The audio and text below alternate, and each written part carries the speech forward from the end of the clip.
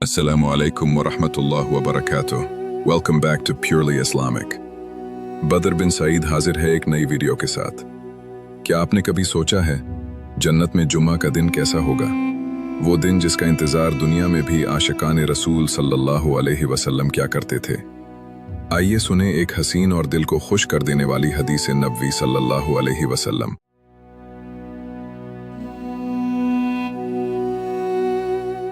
हज़रत सैयदना अनस बिन मालिक रज़ी अल्लाहु अन्हु से रिवायत है कि रसूलुल्लाह सल्लल्लाहु अलैहि वसल्लम ने इरशाद फरमाया, जन्नत में एक बाजार होगा जहां अहले जन्नत हर जुमा को आया करेंगे।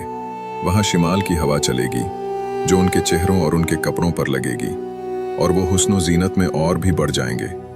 फिर वो अपने घर वालों के पास वापस आएंगे तो वो भी हुस्न जमाल में बढ़ चुके होंगे।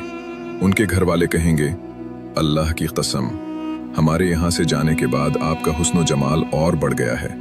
तो वो जवाब देंगे, और हमारे पीछे तुम लोग भी मजीद खूबसूरत और हसीन हो गए हो। सोचिए, न बुढ़ापा, न कमी, न जवाल, हर जुमा हुस्न में इजाफा, हर मुलाकात पहले से ज्यादा दिलनशीन। ये है जन्नत की जिंदगी जो अल्लाह अपने नेक बंदों के लिए तैयार किए बैठा है। अगर हम जन्नत के इस जुमा का हिस्सा बनना चाहते हैं, अगर जन्नत के उस नूरानी जुमा की तमन्ना है, तो दुनिया के हर जुमा को इबादत और दुरूद से सजा लें। नमाज, दुरूद, कुरान और नेकियों से अपने दामन को भर लें।